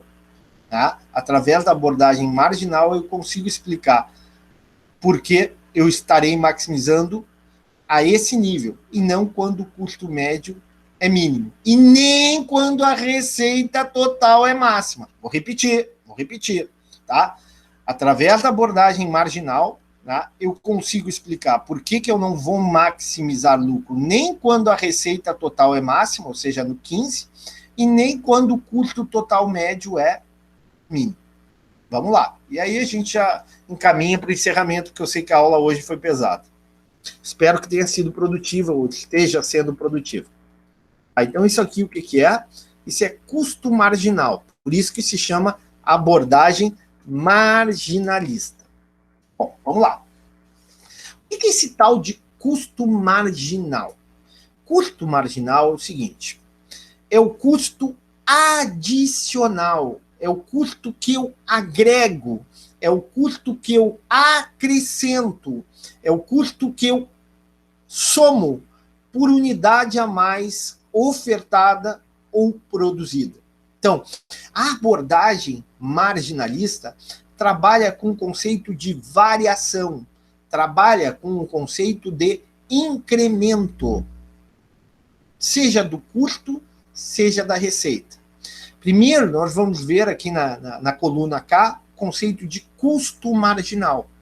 Depois, na coluna L, nós vamos ver o conceito de receita marginal. Então, vamos primeiro ver o custo marginal. Então, repetindo, custo marginal nada mais é do que o custo adicional, o custo agregado, que eu agrego, que eu acrescento por unidade a mais ofertada. Eu não produzia, por exemplo, aqui na primeira linha, eu não tinha nenhum serviço de ecografia, ok? Vou botar aqui em branco, né? Já que é variação, é conceito de intervalo. Então, olha aqui. Ao sair de 0 ecografias para 1 ecografia, o meu custo total aumenta de quanto para quanto, pessoal? Eu preciso que vocês acompanhem, para a gente terminar a aula mais cedo, senão vamos até às 11 horas, senão eu vou repetir 500 vezes. Se vocês pegarem isso, mais meia hora a gente termina a aula. Eu preciso da voz de vocês. Então vamos lá, vamos refazer a pergunta. Ao aumentar de 0 ecografias para 1 ecografia, quanto aumenta o meu custo total? Quanto eu adiciono? Quanto eu incremento no meu custo total? 100. R$100. 100. Tá claro? Sim. Tá? Ao aumentar de 1 ecografia para 2 ecografias, qual é o meu custo adicional? Meu custo marginal? 80. 80. De 2 para 3? 60. De 3 para 4? 40. 40. E assim vai. Entendido como é que se calcula o custo marginal, o custo adicional, o custo incremental? Sim. Sim ou não? Sim. Ficou claro? Ficou. Tá bem claro? Ótimo. Bom, eu calculo o custo marginal, né? O custo marginal, ele vai diminuir até um determinado ponto ali, ó, Aqui nem vou entrar nesse detalhe, porque senão complica ainda mais a cabeça de vocês. Mas o custo marginal é mínimo, ó, quando eu produzir 5, vou botar em roxo aqui, 5, realizar, né? Não vou produzir ecografia, vou realizar o diagnóstico, né, ou o serviço de ecografia 5 vezes ao dia. Tá, tudo bem. Ok, esse é o conceito de custo marginal. Tá? Agora vamos ao conceito de receita marginal. Receita marginal. E vejamos, vai a mesma ideia, vai o mesmo raciocínio de custo marginal. Receita marginal nada mais é do que a receita adicional, a receita que eu agrego, a receita que eu acrescento, a receita que eu incremento por serviço a mais ofertado, serviço de ecografia a mais ofertado. Por exemplo, de 0 para 1 ecografia, o quanto que eu acrescento de receita total? 150. De 1 para 2. 150. De 2 para 3. Não vai mudar. 150, não muda?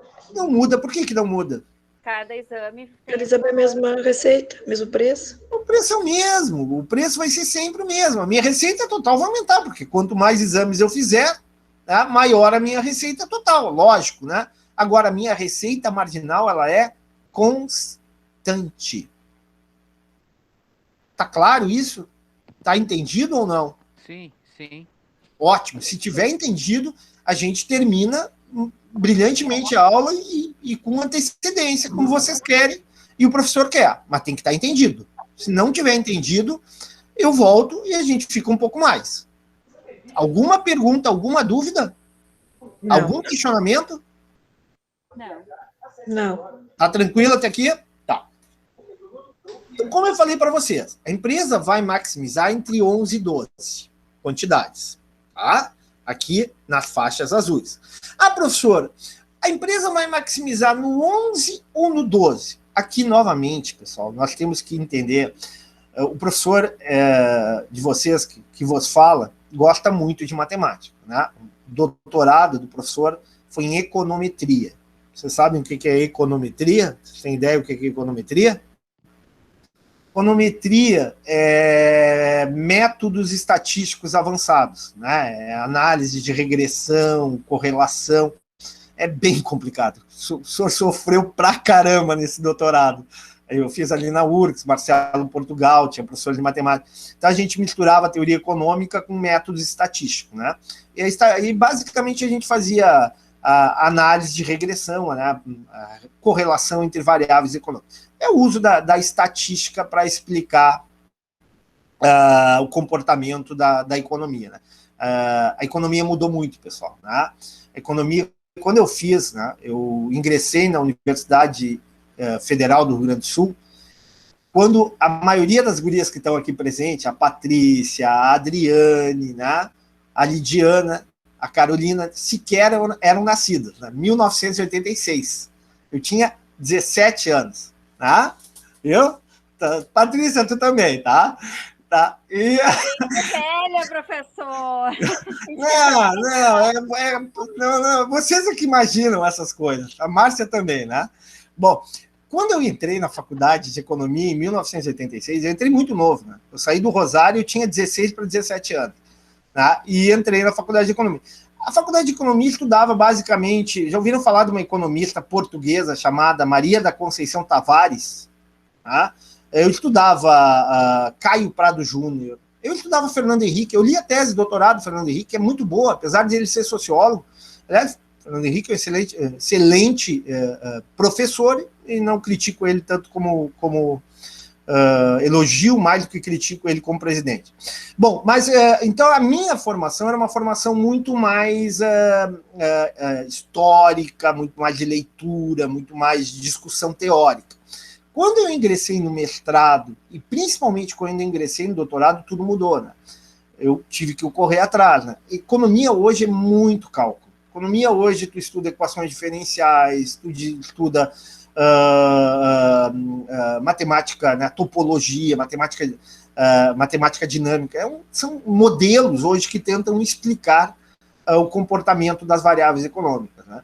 Então, por isso que o professor fala, assim, tenta muito, de forma muito cuidadosa, de forma muito cautelosa, mostrar alguns conceitos matemáticos para você.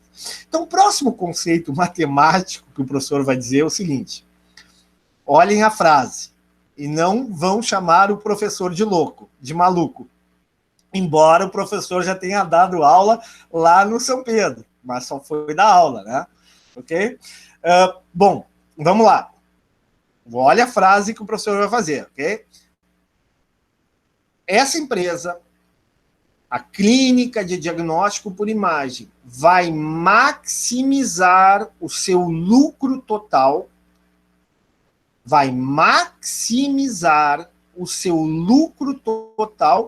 quando o seu lucro marginal for igual a zero. Deu um nó ou não deu um nó na cabeça de vocês? Vou repetir. Essa empresa vai maximizar o lucro total quando o seu lucro marginal for igual a zero. Agora eu vou explicar para vocês. No final da explicação, se vocês entenderem, a gente termina a aula.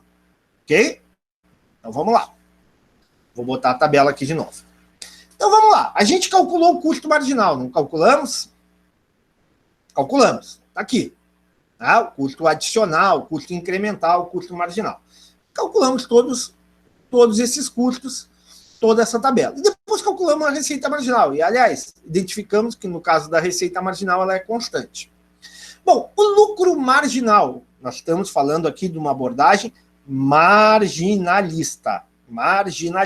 O meu lucro marginal é o meu lucro adicional, o meu lucro a mais, o meu lucro incremental, o meu lucro ou prejuízo que eu somo por unidade a mais produzida ou ofertada. Repetindo, à medida em que eu aumento a minha quantidade, eu adiciono custo. Eu tenho um custo marginal, porém eu também tenho uma receita marginal.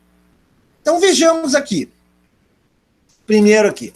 Ao aumentar de 0, tá, para 1, qual é o meu custo marginal? É 100, né? Qual é a minha receita marginal? É 150. Qual é o meu ganho? Qual é o meu lucro marginal? Aqui está errado, né? Lucro marginal é receita. Só inverter aqui. Não, receita marginal menos custo marginal. Tá? Então vamos lá. O meu lucro marginal é igual a 50. Vou apagar aqui para ficar mais claro. Ó, de novo, com calma para vocês. Então vamos lá. Ao aumentar de 0 para uma ecografia, eu acrescentei um custo. Meu custo total era 100 e passou para 200. Então, meu custo marginal subiu 100. A minha receita... Aqui que está o erro. Aqui é que está o erro. A minha receita não era 150. Se eu tenho 0 quantidades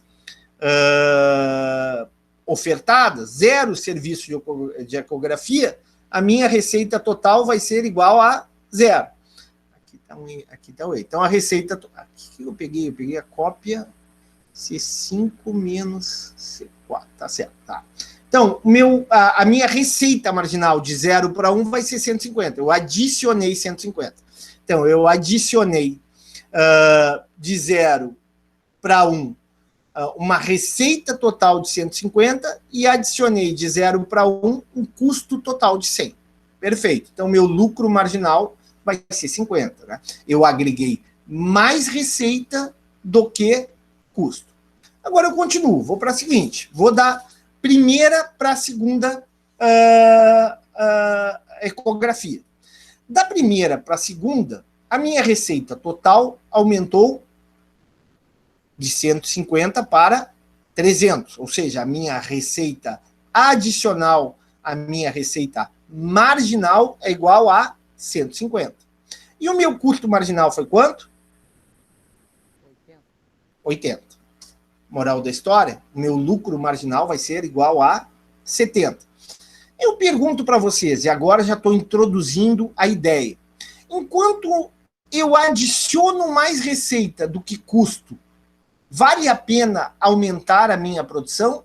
Vale a pena aumentar a minha oferta de serviços? Sim ou não, e por quê? Vale, porque tu vai estar aumentando o teu lucro.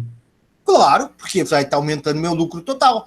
Enquanto eu estiver agregando mais receita do que custo, eu estou aumentando meu lucro total. Enquanto eu estiver adicionando mais receita do que adicionando custo, à medida que eu aumento a quantidade produzida, vale a pena continuar produzindo. Vale a pena continuar expandindo a oferta de serviço. Tá claro isso ou não? Sim. Tá, então vamos continuar. Da segunda para a terceira ecografia, o meu custo marginal qual é? 60. A minha receita adicional é quanto? 150. Então fica 150 menos 60. Tô ganhando? Tô aumentando o meu lucro total? Sim ou não? Sim. Onde é que eu vejo isso na tabela? No lucro marginal?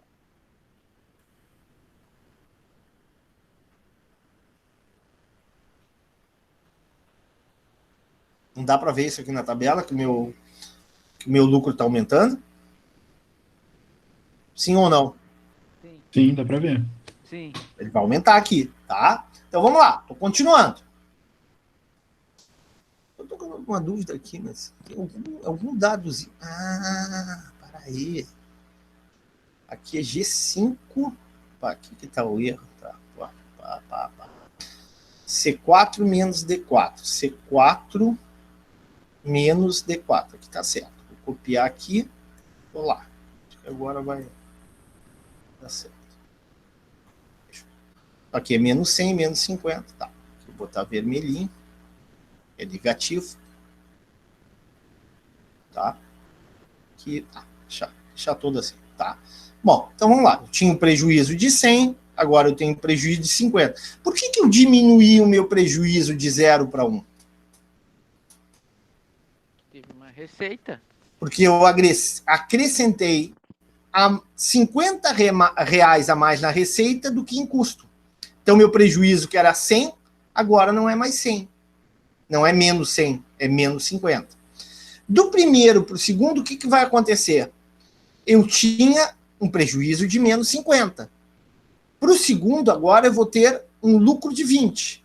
Ou seja, eu adicionei R$70 a mais de receita do que de custo. Dá para enxergar isso ou não?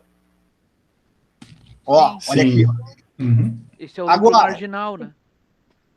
eu vou ter um lucro marginal. Eu vou ter um lucro, um resultado que vai aumentar o meu lucro total. Poxa, o meu lucro total, na verdade, eu tinha um prejuízo em uma ecografia de menos 50. Aí vou aumentar, vou produzir 2 ecografias. O meu lucro, agora eu não vou ter prejuízo de menos 50, eu vou ter lucro de 20. Por quê, professor? O que aconteceu? Aconteceu que ao aumentar de 1 para 2, eu adicionei R$150 de receita. Em contrapartida, eu adicionei R$80 de custos.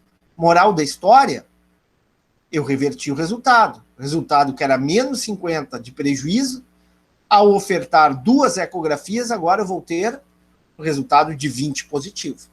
E aí eu continuo fazendo a mesma coisa, ó, de 2 para 3. Como é que eu vou fazer?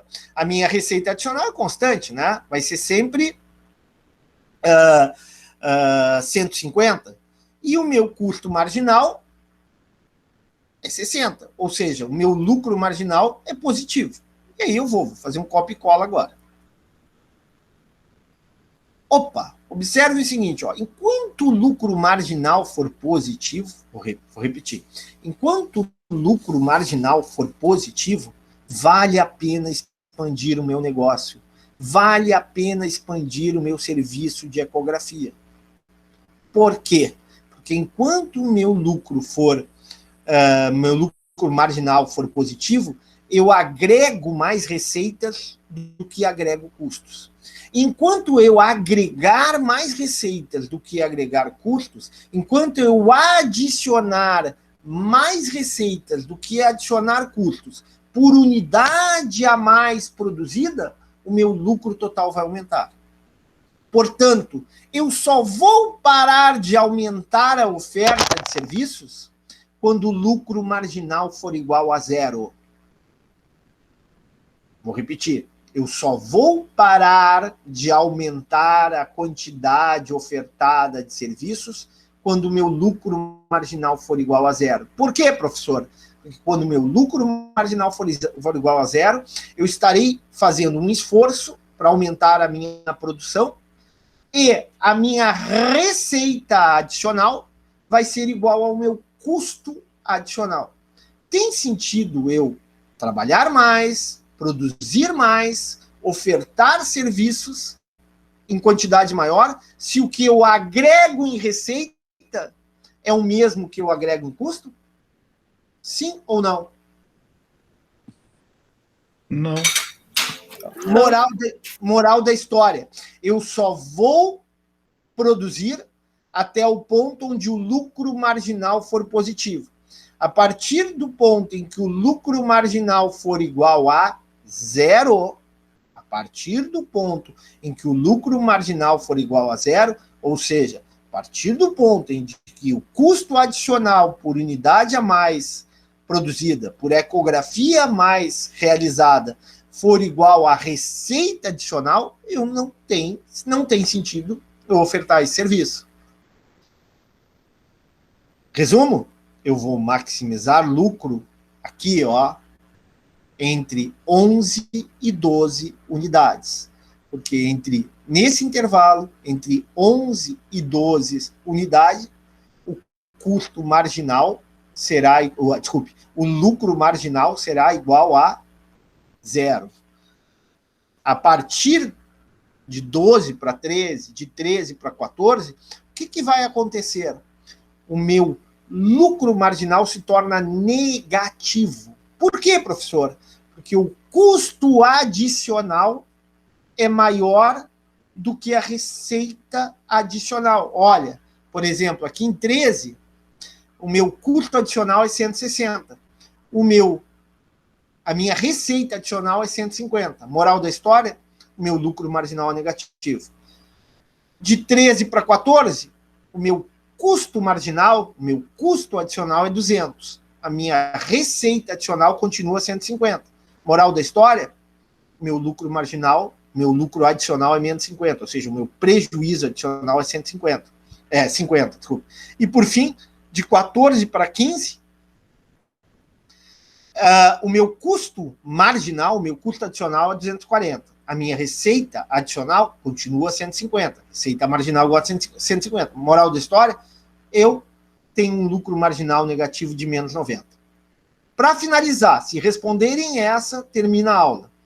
Por que eu tenho lucro marginal negativo em 13, 14 e 15 ecografias e mesmo assim o meu lucro total é positivo?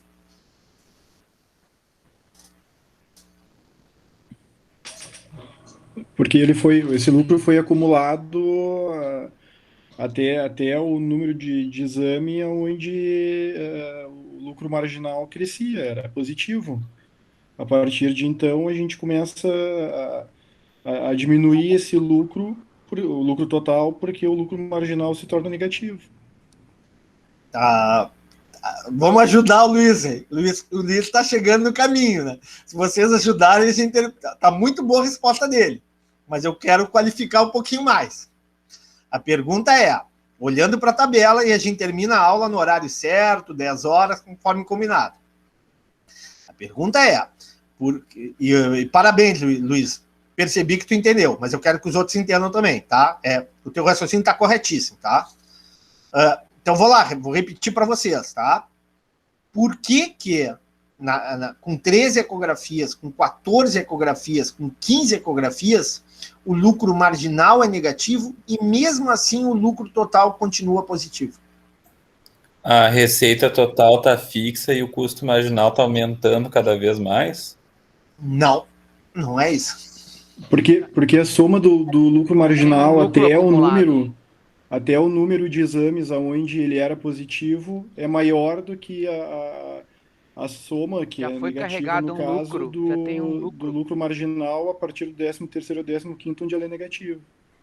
É por aí, Luiz. E o Norberto já pegou também. 2 aqui já pegaram na sala. Norberto já pegou e o Luiz já pegaram. O que acontece é justamente isso. Por exemplo, do 12, qual é o lucro máximo ali entre 11 e 12, tá? Qual é o lucro total máximo? É 860. Todo mundo enxerga ali na tabela, ó. Tô mexendo aqui o mouse, tá? 860, tá? Perfeito, tá? O que acontece? Isso como disse o Norberto, como disse o Luiz. Aqui eu já tenho um lucro acumulado. Eu tenho um lucro acumulado. Ao fazer 11 ou 12 ecografias, eu tenho um lucro acumulado de 860. Aí eu invento. Não, eu quero aumentar a minha oferta de ecografias. Eu quero aumentar para 13 ecografias.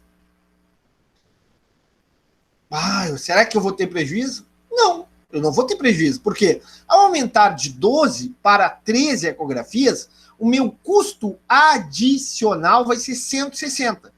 Ou seja, para ofertar mais uma ecografia da 12ª para a 13ª, o meu custo que eu adiciono em insumos, em matéria-prima, em hora médico, em energia elétrica, todo aquele custo variável, adiciona 160. E o meu ganho adicional, a minha receita adicional, quanto é que é? 150. Moral da história, eu estou adicionando mais custo ou mais receita? Mais custo. Em quanto? 10. Eu estou adicionando um custo de 160 e uma receita de 150. Eu estou acrescentando 10 a mais de custo. Um custo maior do que receita. Quando eu adiciono um custo de 10 a mais do que a receita, o que vai acontecer com aquele lucro que o Luiz falou, o lucro acumulado, o lucro que eu já tenho de 860? Vai diminuir. Vai diminuir de quanto para quanto? De 860 para 850. Aqui, ó, de 860 para 850. Eu vou continuar tendo lucro, só que não vai ser o lucro máximo. Sim, mas não vai perder. Mas tu não está obtendo o lucro máximo, tu não é o tamanho ótimo da empresa. Tudo bem, tu não vai perder, Márcia, tu não vai perder. Porém, tu não vai estar otimizando a tua produção. Tu não vai estar no ponto de máxima eficiência econômica. Tá? Sim, a minha máxima eficiência é no 11 e no 12. Entre 11 e 12. Exatamente, entre 11 e 12. Se tu começar a querer aumentar demais a tua produção, tu vai gerar aquela situação, aquele conceito, aquele contexto de deseconomia de escala, né? Onde os custos crescem muito mais rapidamente que as tuas receitas. Moral da história, o teu lucro marginal é negativo, né? O teu custo marginal é maior que a tua receita marginal, por consequência, teu lucro marginal é negativo. E quando o teu lucro marginal é negativo, aquele teu estoque de lucro total que tu tinha, que era de 860, vai diminuir. Não significa que não vai deixar de ter lucro, mas vai diminuir o tamanho dele. Sim. Excelente, pessoal. Olha, parabéns aos que ficaram. Tem 14 pessoas na sala, além do professor. Tá? Quero dar os parabéns numa sexta-feira, aguentar uma aula dessas. Tem que gostar muito de número, né? Eu gosto muito da aula, eu gosto muito de economia, pessoal. Para mim, numa linguagem popular, economia. Hoje eu estava vendo a questão dos bombeiros, né, a profissão deles, né? Tem duas coisas que eu gostei, que eu gosto, né, de lecionar, gosto muito de lecionar, né, e gosto muito de economia, gosto muito de ler, de estudar economia. E já que a gente está agora mais falando coisas mais gerais, né? Para vocês terem uma ideia, eu nunca me esqueço, minha filha agora também está no Rosário e está no 2º ano, né? e ela foi fazer teste vocacional, né? Ela quer fazer arquitetura, não sei exatamente, no início era engenharia civil, agora arquitetura, tudo bem, cada um escolhe seu caminho, né? E eu fui fazer teste vocacional lá na meados da década de 80, e o teste deu biologia marinha. Biologia marinha. Ou o teste vocacional era muito furado, né? ou sei lá o que, né? Mas realmente gosto muito de economia e se pudesse, né, conversar, ficaria conversando com vocês horas e horas, não dessas tabelas chatas que a gente está vendo aqui na frente, né? Coisas muito mais interessantes, falar sobre globalização, falar sobre cadeias de produção, né? Sobre o futuro da economia brasileira, setor agrícola, tem infinidade de coisas legais que a gente podia estar, inclusive o setor da saúde, né? Que tem diversos desafios aí para o futuro, né? Mas a gente tem que se ater realmente ao conteúdo da disciplina. Então, aqui a gente encerra, a aula de hoje a gente encerra essa parte aqui de gestão econômica, de número, de tabelas. A aula que vem será diferente, a gente vai falar de orçamento, tá? Falar de orçamento público, vai apresentar alguns conceitos, algumas ideias, e vai detalhar, ou pelo menos tentar mostrar o orçamento aí da Brigada, em específico, o orçamento do Hospital da Brigada. Ok? Alguma pergunta, algum questionamento? Então tá, pessoal. Tudo de bom, bom descanso para vocês. Obrigada, boa noite. Até mais. Até amanhã às 8. Um abraço. Um abraço. Obrigado. Até mais. Boa noite. Boa noite. Tchau, tchau.